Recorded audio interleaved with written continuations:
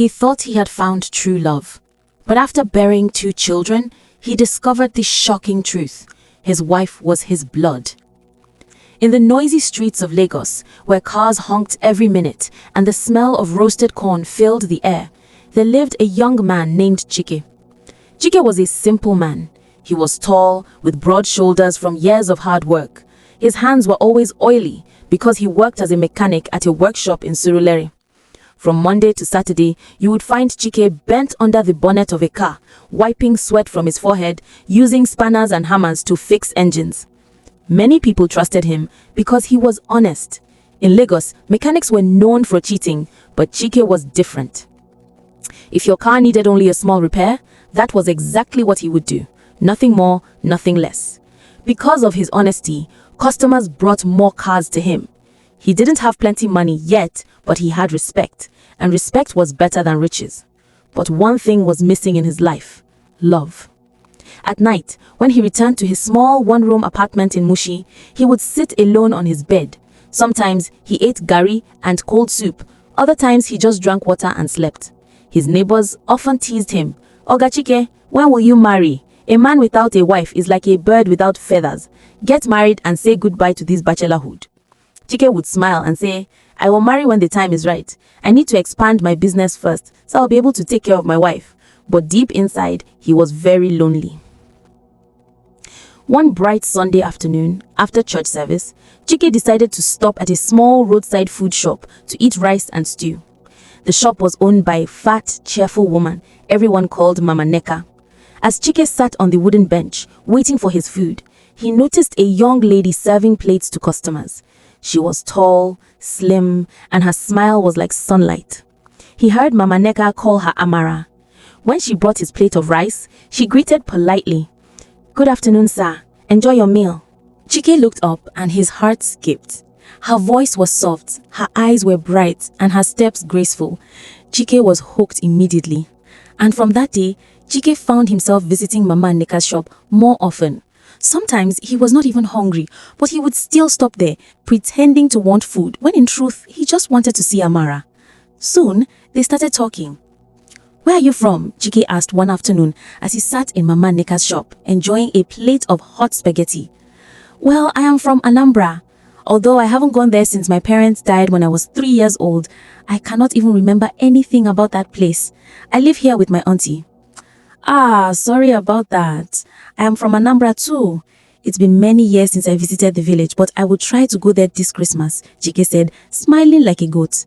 He was happy to meet someone from the same state. That common ground drew them closer. They would talk about how their day went, speak small Igbo together, and share dreams about the future. Before long, they became close friends, and then their friendship turned into love. After a year of dating and enjoying the love Amara brought into his life, Chike knew he wanted Amara to be his wife. He went to Mama Neka, her auntie, and spoke with boldness. "Mama Neka, I want to ask for Amara's hand in marriage. I love her with all my heart and want to make her my wife." Mama Neka looked at him carefully.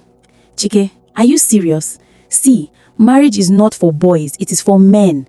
I have raised that girl since she was a baby. I don't want her to suffer in the name of marriage. Oh. Mama, I love Amara. I will work hard and I will take good care of her. I won't let her suffer or lack anything, please." Finally, Mama Neka agreed and gave them her blessings. Chike and Amara had a small wedding in Lagos with few of their friends living in Lagos. Chike also informed his mother about the wedding and she gave them her own blessings because she couldn't attend the wedding due to her health. Life was sweet for them. They rented a small flat together and built dreams.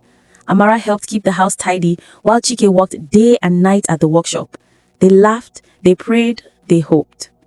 11 months into their marriage, Amara became pregnant and the joy in their home doubled. Chike danced around the house and even called his mother in the village. "Mama, God has done it for us, so very soon you will carry your grandchild." Mama Ruth, his mother, was so happy that she danced and sang praises to God. "Praise the Lord, finally!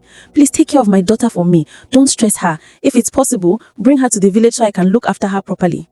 But Chike laughed. "Mama, don't worry. I'll take care of her.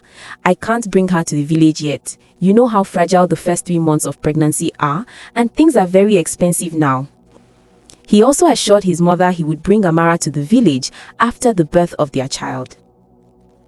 Chike continued to take care of his pregnant wife, massaging her swollen feet, cooking healthy and nutritious meals for her. Mama Nneka also cooked and packed Amara's favorite food in takeaway plates and gave Chike every week to store in the fridge in case Amara started craving them. She would also come to their house on Sundays to help with the cooking and gave Amara advice. Don't eat pawpaw no matter what. Take other fruits, especially oranges. Don't forget to take your vitamins. It would nourish you and your baby. Chike, please make sure she exercises regularly so it will be easier for her to push the baby when the time comes. Months passed and Amara's stomach grew with the pregnancy. Then one morning, her water broke and she went into labor. Chike rushed her to the hospital, and after hours of labor, Amara gave birth to a baby boy. But the joy was short-lived. The baby stopped crying and moving. It had died. Chike wept. He sat outside the hospital with his head in his hands and tears flowing down his face. Amara too wept bitterly. Why had this happened after waiting 9 long months to see her child? People consoled them, saying, "Don't worry, you are young. God knows best. Another one will come." Mama Nneka cried with Amara and Chike and assured them they would have other children. Even the doctors told them not to worry, that there would be other chances. Amara and Chike held on to that hope. Months later, Amara became pregnant again. This time, Chike prayed more than ever. He fasted, went to church every week and begged God to protect the child. Amara made sure not to miss her antenatal and took all her vitamins. And finally, the baby came. It was alive. But there was a problem. The baby was not like other children. Its face was twisted and its legs could not move. Doctors said the baby had serious deformities. Amara fainted when she heard it.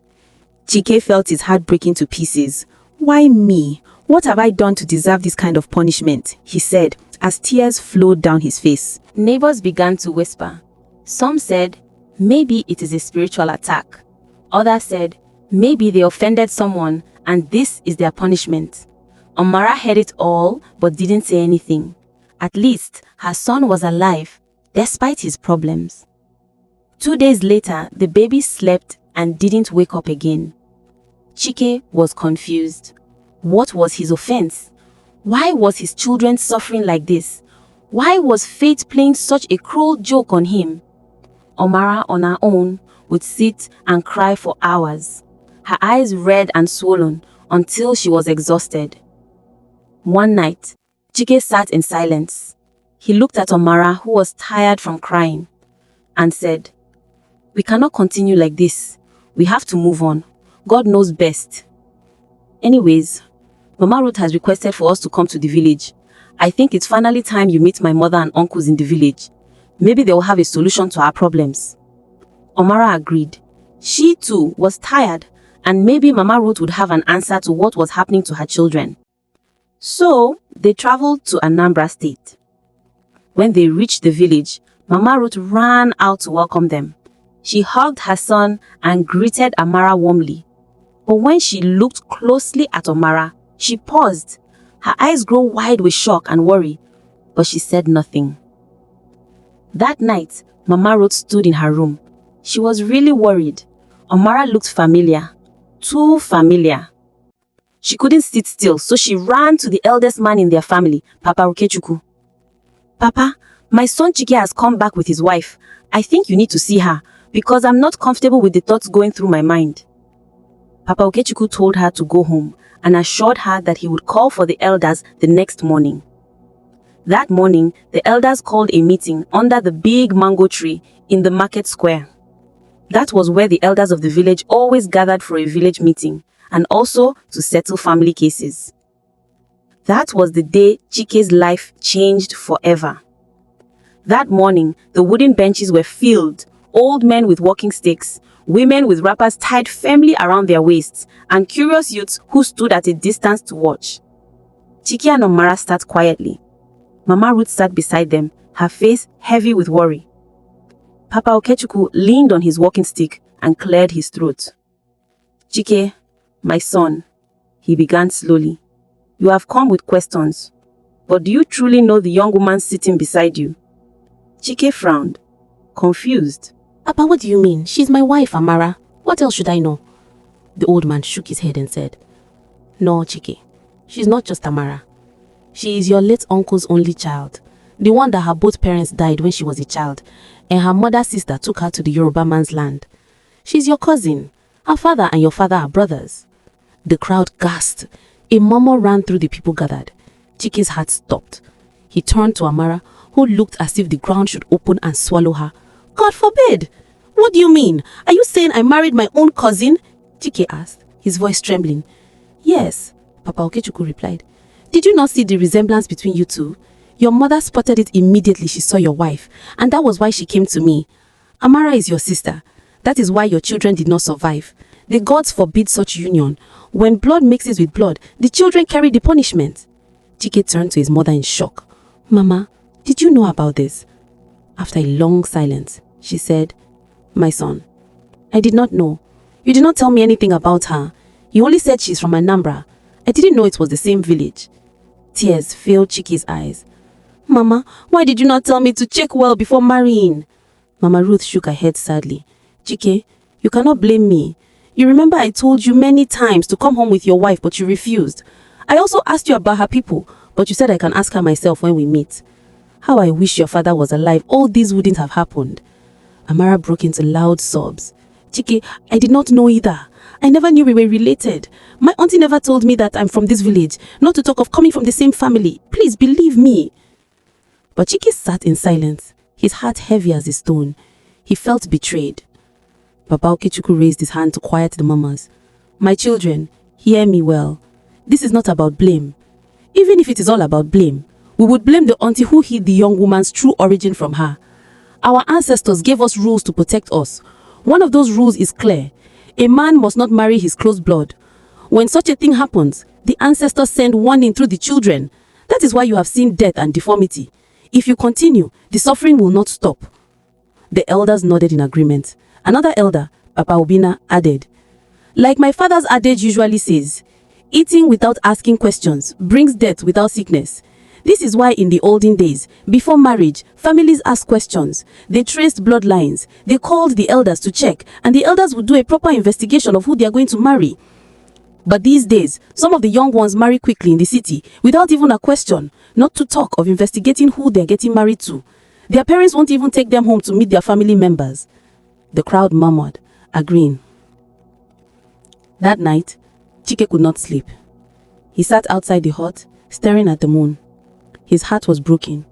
He loved Amara deeply, but now he knew the truth. She was his cousin. Their marriage was a forbidden one. His mother came to sit beside him. My son, you must be strong. Love is good, but some things are not meant to be. If you fight it, you will only bring more pain and suffering. Chike held his head in his hands. Mama, how can I leave her? She is the love of my life. But how can I stay, knowing she is my blood? His mother sighed. The deed has already been done. Now, you must choose carefully. Our people say, he who does not know where the rain began to beat him will not know where it will stop. The rain has started, and now you must stop it now, before it washes you away. Chike sat there for a while, tears filling his eyes, but he knew what he had to do. Inside the hut, Amara was crying bitterly. She couldn't believe the man she called her husband was her own cousin. Then Chike entered and sat beside her. He held her hands, his eyes red with sorrow.